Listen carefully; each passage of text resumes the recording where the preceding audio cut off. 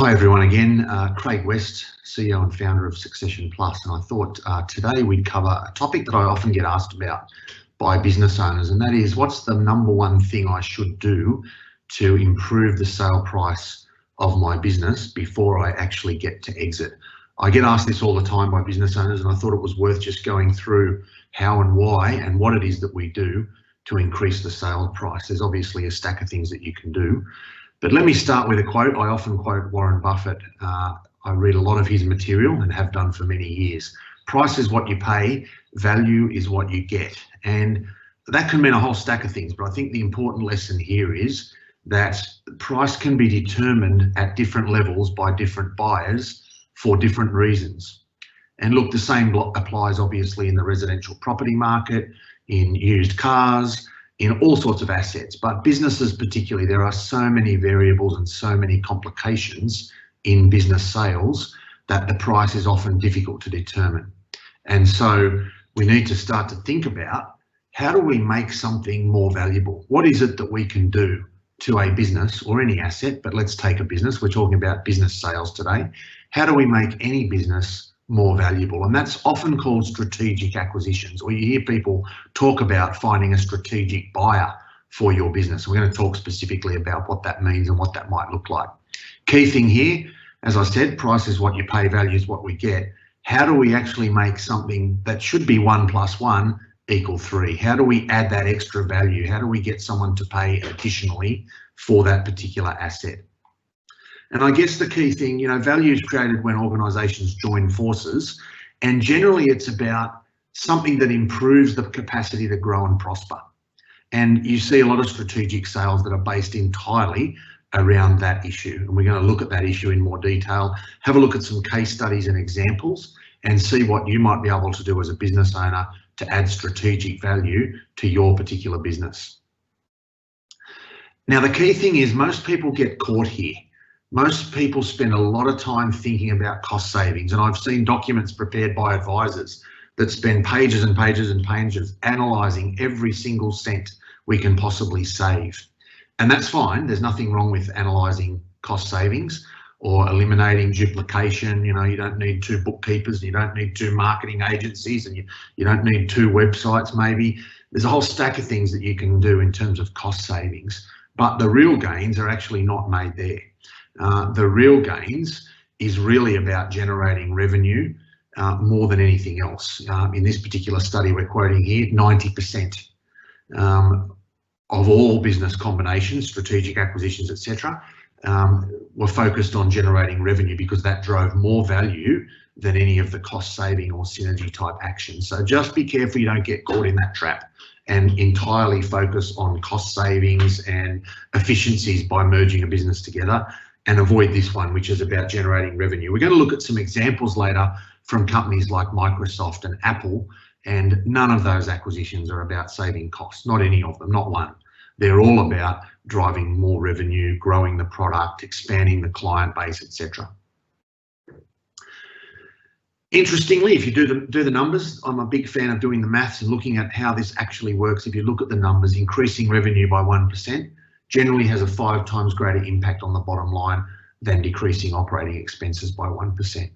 Most managers, though, spend their time looking at reducing costs. Now, I'm not saying go out and spend money like a lunatic. That's not the message. The message is focus on the real benefits, the strategic growth opportunities that often come from these transactions. Now, let's have a look at what can go wrong. Before we talk about what can go right and how you can add significant value, let's have a look at what can go wrong. 3 out of 4 mergers fail to achieve their financial and strategic objectives in terms of things like the share price value, return on investment, post-merger efficiencies, etc., and even basic metrics like profit. They sometimes just don't work. And we're going to have a look at why that might be the case, because there's some good lessons in there as to what we should do to make sure they do work. Firstly, people buy the wrong company. Now, this is true of any asset. People buy the wrong car, the wrong used car. They buy the wrong house because they like the pool but didn't realise that it's only 3 bedroom, and it's not big enough for their growing family because they're only young. There's a whole stack of things that change, but there's a whole stack of metrics that could be avoided, and it's really not that difficult to understand what you're actually looking to buy. The key thing I tell clients is have an acquisition profile. What is it that you're actually looking for? Why are you looking to buy any company? Not that company or a particular company, but what are you looking to buy? Is it a client base? Is it some kind of intellectual property or patent or trademark? Or is it a product or IT solution? What is it you're actually looking for? Sometimes people buy businesses for people, to buy key staff. So think about what you're looking to buy so that you don't buy the wrong company. Paying the wrong price is an obvious one. People often underestimate the costs of merging and completing the transaction and synergizing the businesses together and moving premises if you've got to do that, etc.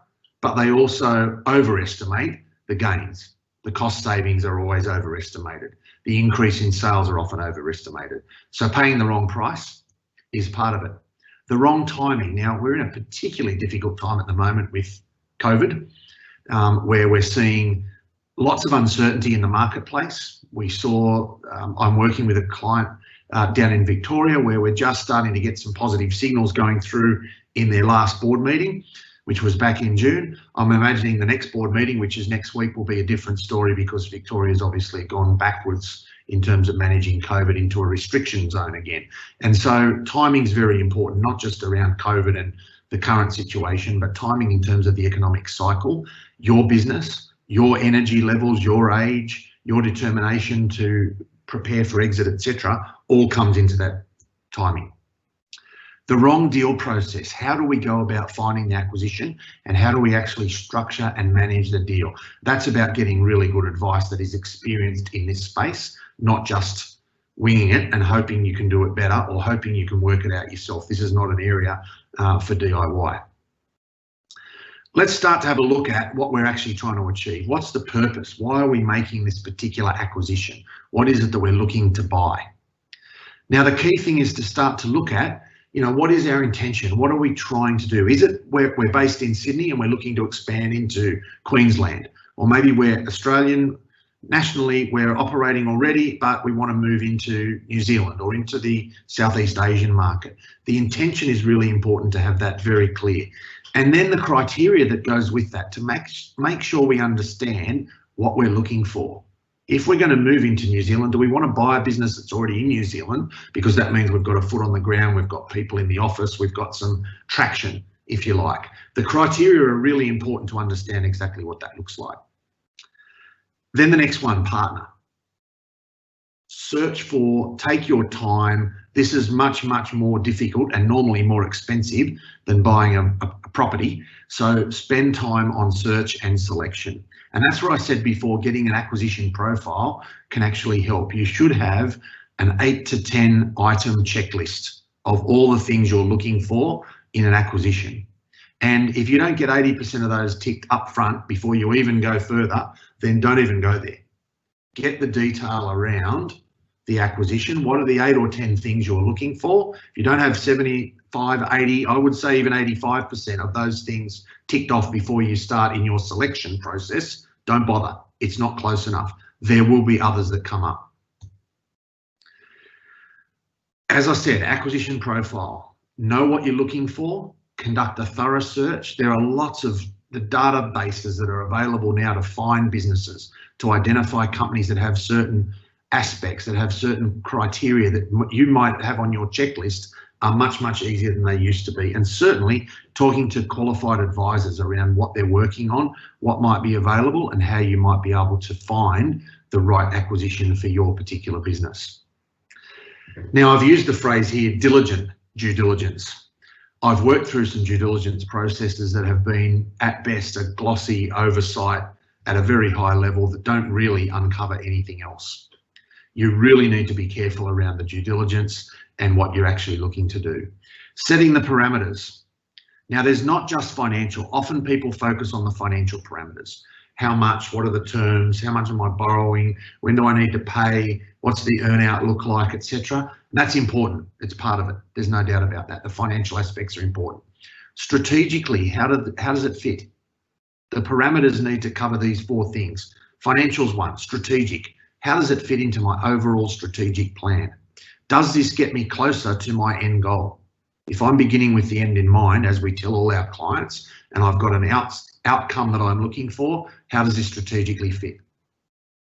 Organisationally, how does the acquisition fit? Have they got the resources that are needed within our business, or are they just going to add to the long list of things that we need to get done? What do the people look like? What skill sets have they got? How long have they been with the business? What experience do they bring to the table? Do they fill any gaps within your business, for example? And lastly, but I would say most importantly, cultural. I actually challenged a client just last week and asked them the business that they're looking to buy. And I said, would you have those guys that own that business over to your house on Sunday for a barbecue with your kids? One of the directors said, oh yeah, probably. And the other one said, no way, not in your life, I don't like them. Why would you even go there? Make sure there's a cultural fit. Make sure your organisational goals and the reason that you're in business are at least aligned. They don't have to be identical, but they have to be aligned. There shouldn't be any conflict there, or you're going to have a significant problem. And that will lead to obviously problems in terms of the financial parameters when we get back to that. Define the end state or the end game. We begin with the end in mind, as I always say. Let's start to think about what's our common goal. What are we trying to do? Are we trying to build this company up to IPO it in 5 years' time? Are we trying to build it up so we've got some legacy to leave to our family? What's our hopes and expectations? What are we looking to achieve? What are we striving for? And then obviously, what are our biases? What have we got some historical biases towards or away from that might then determine our behaviour or change the way that we operate? And again, beginning with the end in mind, knowing where we're heading is really, really important. Now, I want to just go through this model that talks about two key things. Firstly, on the vertical axis, you can see degree of change in the acquired company. So we're buying a company today, and we could either have a very low degree of change. We might not need to change much at all in that business, or a very high degree where lots of things need to be changed. Now, at the bottom on the horizontal axis, we've also got the degree of change in the company that's doing the acquisition, the buyer, in other words. Now, what we're looking for here is the merger sitting somewhere in the middle. Now, there's pros and cons for all of these. Obviously, bottom left-hand side, preservation. The acquired company retains independence. There's a low degree of change required, but you don't get maximum outcome there. Absorption, where the acquired company or the seller just is absorbed. No one even knows it's there anymore. It just becomes part of the business. That requires a high degree of change on their part, but no change from the buyer. Bottom right, reverse takeover. It's an unusual case, but it does happen. And that's really where the seller calls the shots. The seller actually becomes the key partner. And therefore, there's not much change from the seller's point of view, but there's a lot of change by the buyer. Obviously, the top right is a really interesting one, transformation. That's where both companies make substantial changes. Now, that tells me one of two things. Either it's a very aggressive, high-risk strategy taken by both businesses to transform. Now, that might well be a result of the sort of thing we're going through right now, where businesses do need to transform the way they operate. And maybe two companies have agreed they're going to merge, transform, and launch a new vehicle. The other thing that it tells me, though, on the other side is quite possibly you've got the wrong acquisition. You've bought the wrong business. If you need to make substantial changes to both businesses in this scenario, that is high risk, highly expensive, and often does not work.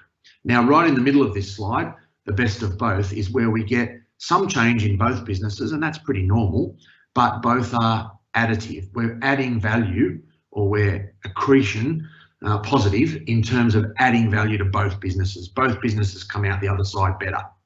And that's really where we want to look at in terms of integration. Have a think about, though, when you're doing an acquisition, what this looks like. Most people don't go through this process, don't think about how much change is required by, often they think about how much change is required by the seller, but not by themselves.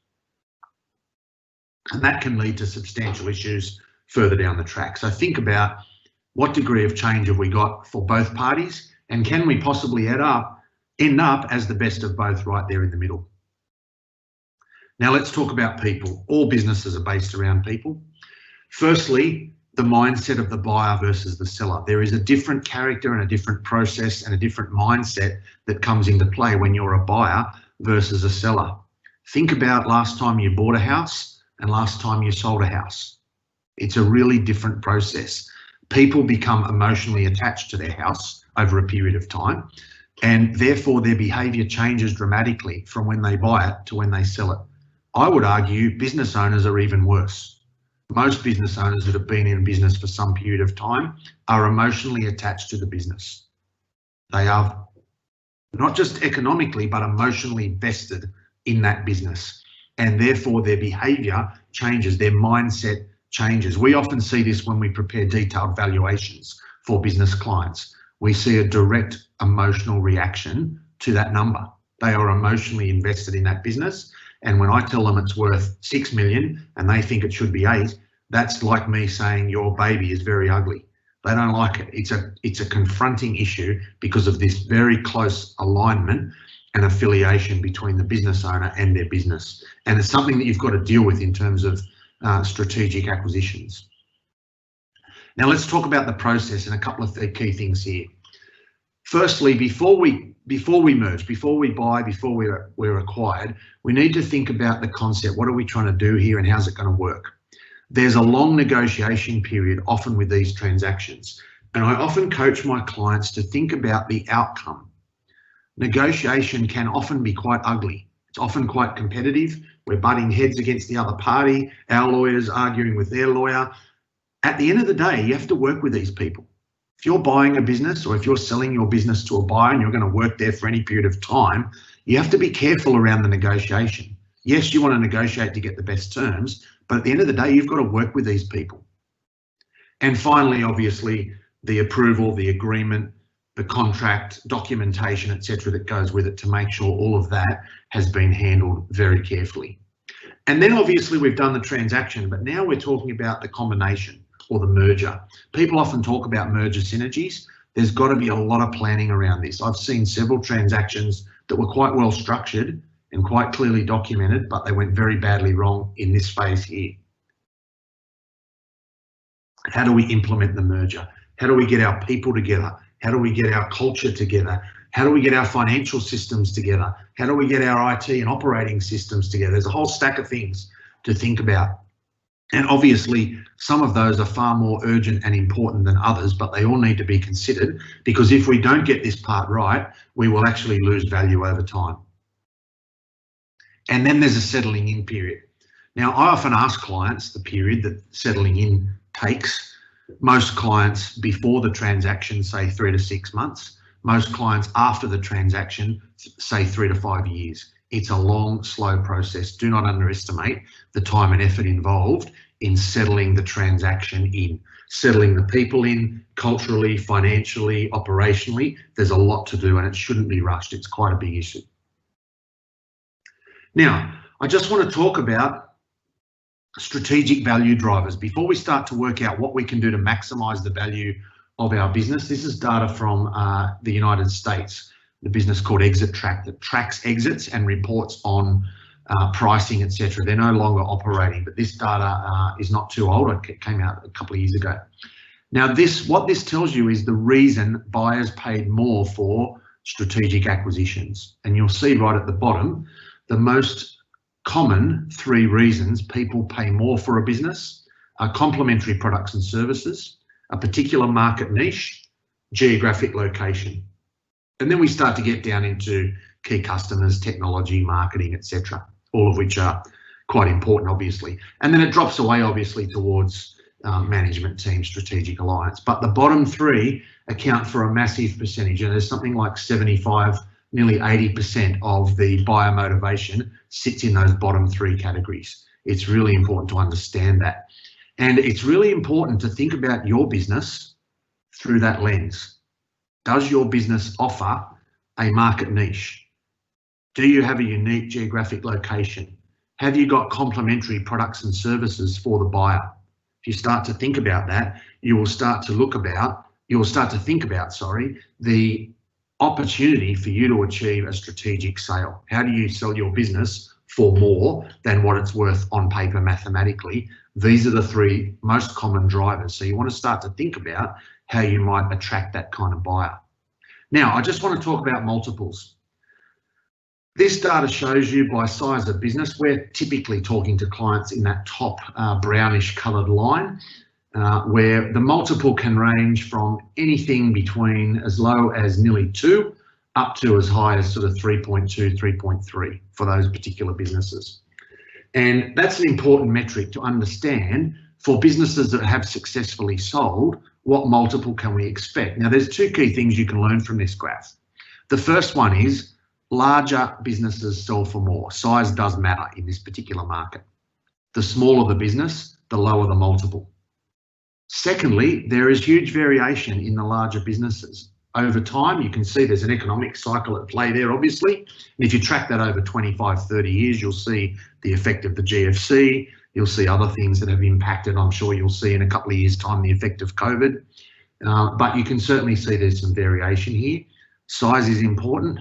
And the important thing to understand is, what is it that makes those businesses worth more than any of the others? And obviously scale and size will generally add a whole stack of resources and governance structures, reporting, financial frameworks, etc., that smaller businesses typically don't have. Now, none of those are particularly fantastic news, let me tell you. If you're looking at selling your business, certainly down the bottom end, where we don't do a lot of work, but certainly down the bottom end at 2, 2.5, 3 times earnings, it's not a great return for a long period of investment in both time, money and effort into the business. To get that kind of return is pretty disappointing, actually. So what we need to do is find a way to make that multiple more valuable. How do we get a higher multiple for our business over time? Now, I want to talk about what drives that number. The first thing is multiple is obviously a multiple of profit. Now, you saw on that chart, the average multiple is sort of 2.5 times. What this diagram shows you is the effect of an increase in earnings on the sale price. And profit's important. I'm not telling you profit's not important. EBIT helps. It does help. The higher the EBIT or the higher the earnings before interest and tax, for anyone that hasn't heard that expression before, which is a pretty common measurement for the earnings of a business when we're talking about sales multiples. If we take the average multiple of 2.5 times, if you've got a business down the bottom left-hand side there that makes $800,000 a year EBIT, it'll sell for $2 million. As we go across, obviously we're increasing the earnings, 1 million, 1.25, 1.6, and we double the earnings, we double the sales price, and that's fine. But there's a lot of work in getting from $800,000 EBIT to $1.6 million EBIT. It's quite an interesting extended journey. It's not going to happen quickly in any business. Now let me look at the important slide. EBIT helps, but multiple matters. This business makes $1 million EBIT. The bottom now, instead of changing the earnings on the bottom slide, we've changed the multiple. Now you can see it is much easier to get a substantial increase in the sale value of your business if you can change the multiple. Bottom left-hand side, 2.5, which is the average multiple. If we can get it up to 4, we haven't quite doubled, but we've jumped significantly, 6 and even 8. Now that is what you should be focusing on. If you want to increase the sales value of your business, multiple matters. EBIT helps, profit's important, but multiple really does make a difference, and you can make a substantial change to your sales price if you change that multiple. Now I've just moved way forward there. Let me just go back. I'm not sure what happened then. Okay, as I just said, multiple matters. That's the important point. How do we look for, therefore, how do we find someone who will pay more? If we're going to go for a higher multiple, where is that higher multiple going to come from? We talked about the things that motivate buyers to make a strategic acquisition. Let's look at who those buyers are and what do we need to know about them and how do we attract them and encourage them to pay more. Now, the key things I look for with any client, if we're looking for a strategic buyer, there are generally 3 categories. Number 1 is listed companies. Listed companies trade at higher multiples and they'll pay more. Offshore buyers, generally, most offshore markets to Australia have higher business multiples than we have here, simply because of the size of their markets. And lastly, strategic acquisitions, which we've already spoken about. Let's talk about listed companies first. There's a model called private to public arbitrage. If you look at the long-term average earnings multiple, and you'll see if you look at any of the financial press, online, etc., you'll see PE ratio. That simply means price to earnings ratio. That's a different way of describing the multiple, but it's the same thing we're measuring. What's the value of that company relative to its earnings? If a company makes $1 million and our private company's average multiple we saw before was 2.5, then the value is 2.5 million. On the ASX, that same company made $1 million and the multiple is 13.73, it would be valued at $13.73 million. There is a substantial difference in the valuation of those two businesses just based on the multiple we're using. Same business, same earnings or profit, but difference in value is substantial. We're talking more than 10 times. Now, that value gap is called private to public arbitrage. Now, what do we do with that? We attract a listed company as a buyer. It's a very, very important aspect to think about. How do we find a listed company that might be a buyer of our particular business? Because they will always pay more.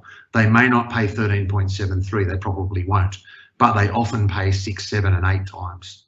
And therefore, we've got this arbitrage. We're taking our business from the private companies market, where 2.5 is the average, to a public company market where 13 is the average. That's a very big difference. And if we can work out how to do that, that gives us a dramatic increase.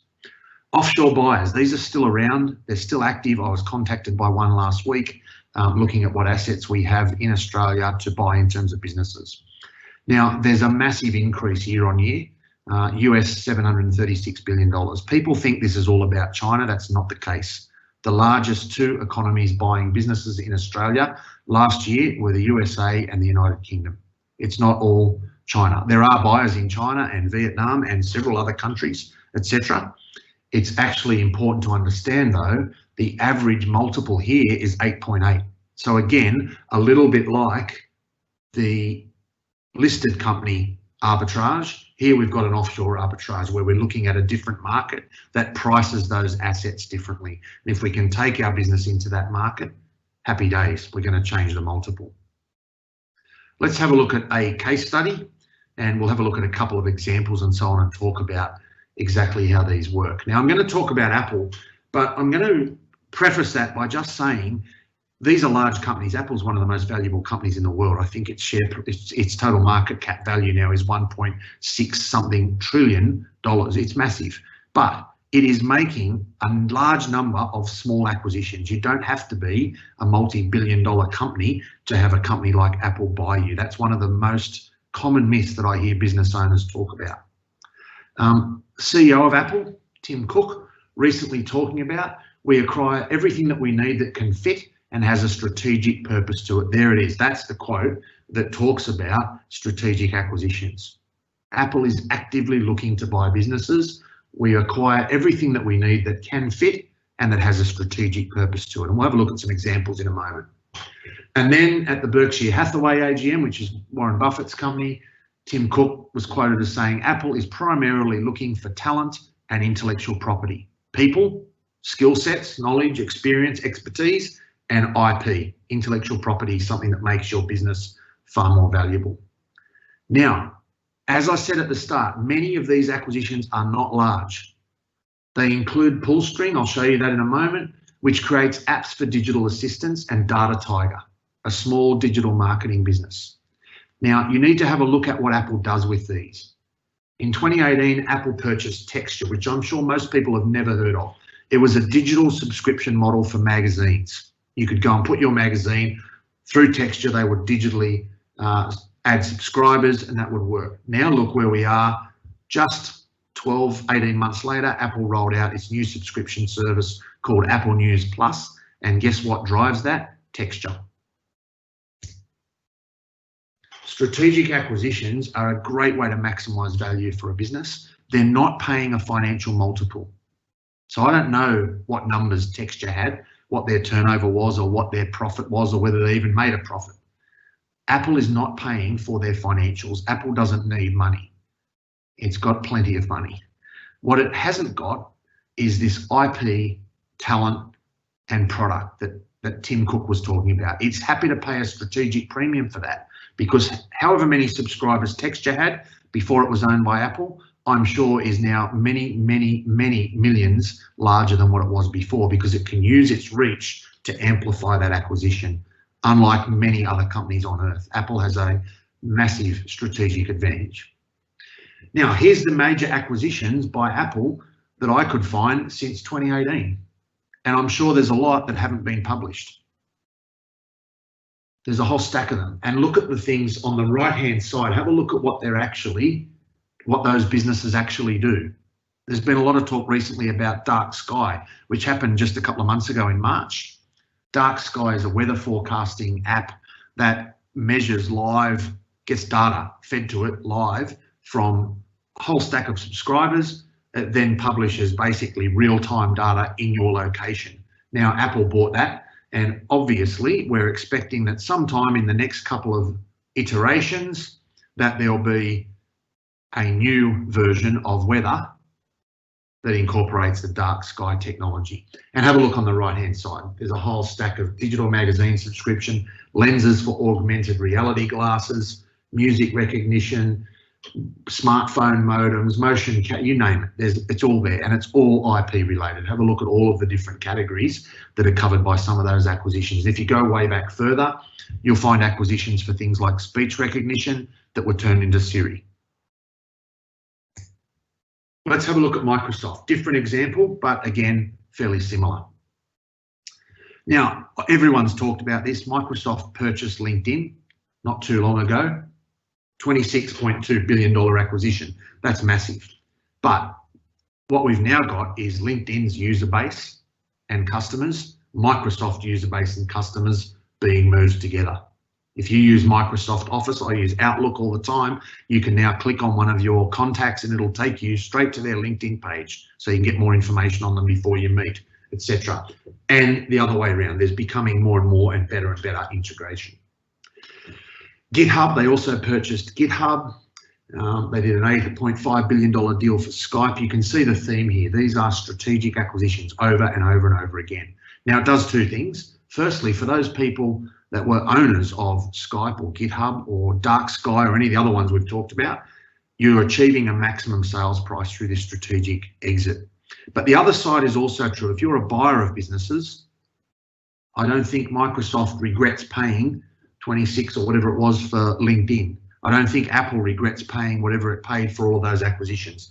As long as they've selected the right companies and they're strategic, they will add far more value than what they cost either of those businesses in terms of purchase price. Here's a list of recent acquisitions by Microsoft. And again, there's a theme here. You'll see on the right-hand side, conversational AI, social networks for design and development, leader in real-time operating systems for Internet of Things and edge devices, cloud migration, 5G networking, data modeling, over and over and over again. It's intellectual property that has been purchased for a strategic purpose. And again, I just want to reinforce, whilst Microsoft and Apple are massive buyers, there are many, many, many smaller examples of these types of acquisitions at high-end values. Let me just conclude by summarising the number one tip to increase the sale price of your business, and then I'm happy to answer questions and have a discussion if people have questions, etc. The key message I want to leave you with, though, is this. To achieve a higher sales price, it's much smarter to focus on how to sell and who to sell to than to try and increase the profit. Now, please don't take that as saying ignore profit. You can't, you won't, the buyer won't, and you shouldn't. But you will make far more money and achieve a far better exit price if you focus on who you can sell to, why they want to buy you, and therefore how you sell. Strategic sales are the number one tip to maximise your sales price of your business. Now, I'm happy to answer questions if people have questions. If you haven't used Teams before, there's a little chat box there where you can simply type in the questions. Please go ahead and do that. I can see them on the screen. If there's any new questions, just let me know and we'll answer those as we go. I'm just making sure it's open, which it is. Okay. Okay. We have a question from Tim talking about Apple and its acquisitions. Hasn't Apple made acquisitions that have previously failed? Absolutely. And that's a very good point. I think there's two key things to think about, though, when you're talking about Apple and acquisitions that have failed. Firstly, Apple is sitting on a ridiculously large amount of cash. I don't know the number off the top of my head at the moment, but I have looked at it before. It is very, very cashed up, and it's quite happy to make acquisitions to try and merge in that intellectual property or the people with skills and experience that we talked about. Sometimes they don't work. I'm pretty sure Apple is of the fail fast methodology, and they'll take an acquisition. If it doesn't work, they'll ditch it and move on to the next one. But sometimes they're acquiring the technology or the person that comes with that particular IP in that strategic sale. Are there any other questions?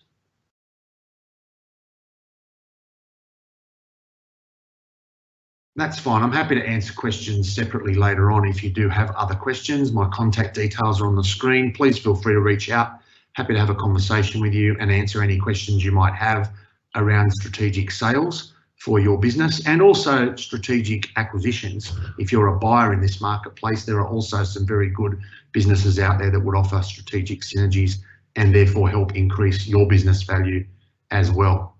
Feel free to contact me if you have questions. I hope that's been helpful, and I look forward to joining you next time in our next series. Thanks for coming along today.